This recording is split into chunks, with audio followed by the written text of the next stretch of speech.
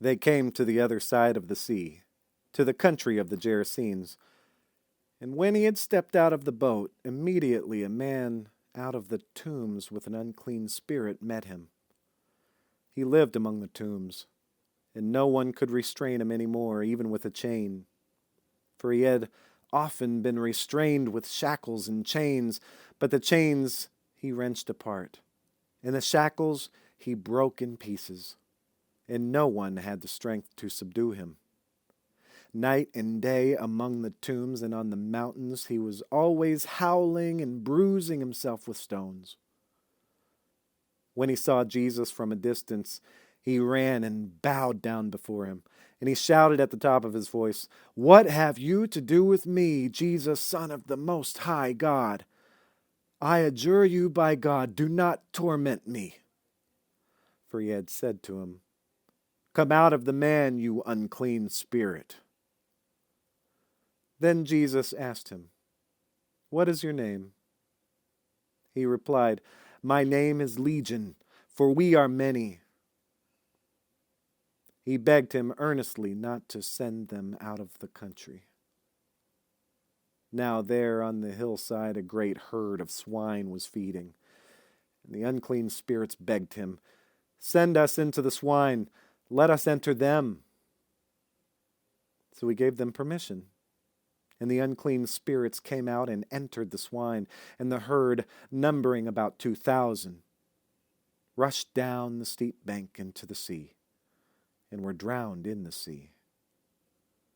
The swineherds ran off and told it in the city and in the country. Then people came to see what it was that had happened.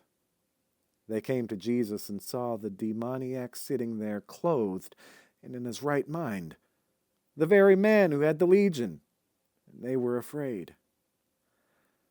Those who had seen what had happened to the demoniac and to the swine reported it. Then they began to beg Jesus to leave their neighborhood.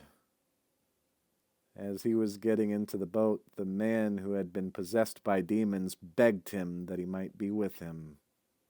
But Jesus refused and said to him, "Go home to your friends and tell them how much the Lord has done for you and what mercy has been shown you." And he went away and began to proclaim in the Decapolis how much Jesus had done for him, and everyone was amazed. When Jesus had crossed again in the boat to the other side, a great crowd gathered around him and was by the sea. Then one of the leaders of the synagogues named Jairus came, and when he saw him, fell at his feet and begged him repeatedly, "My little daughter is at the point of death. Come and lay your hands on her, so that she may be made well and live." So he went with them. And a large crowd followed him and pressed in on him. Now there was a woman who had been suffering from the hemorrhages for 12 years. She had endured much under many physicians and had spent all that she had had, and she was no better, but rather grew worse. She had heard about Jesus and came up behind him in the crowd and touched his cloak. For she said, "If I but touch his clothes, I'll be made well." Immediately her hemorrhages stopped, and she felt in her body that she was healed of her disease. Immediately aware that power had gone forth from him, Jesus turned about in the crowd and said, "Who touched my clothes?" And his disciples said to him, "You see the crowd pressing in on you. How can you say, 'Who touched me?'" He looked all around to see who had done it. But the woman, knowing what had happened to her, came in fear and trembling, fell down before him, and told him the whole truth. He said to her, "Daughter, your faith has made you well. Go in peace and be healed of your disease." While he was still speaking, some people came from the leader's house to say, "Your daughter is dead. Why trouble the teacher any further?" But overhearing what they said, Jesus said to the leader of the synagogue, "Do not fear, only believe." He allowed no one to follow him except Peter, James, and John, the brother of James. When they came to the house of the leader of the synagogue, he saw a commotion, people weeping and wailing loudly. When he had entered, he said to them, "Why do you make a commotion and weep? The child is not dead, but sleeping."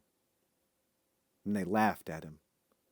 Then he put them all outside and took the child's father and mother and those who were with them and went in where the child was.